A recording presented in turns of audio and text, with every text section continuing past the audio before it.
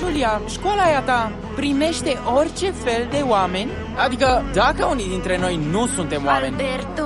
dacă unii suntem, știu și eu, monștri mării, Monștri mării? nu cred că școala ta acceptă monștri mării, așa-i? Ce glumă stranie, Alberto! Da, știu, e cam greu de imaginat. Mai bine, hai să-ți arăt! E bune! N-avem timp de glume nesărate.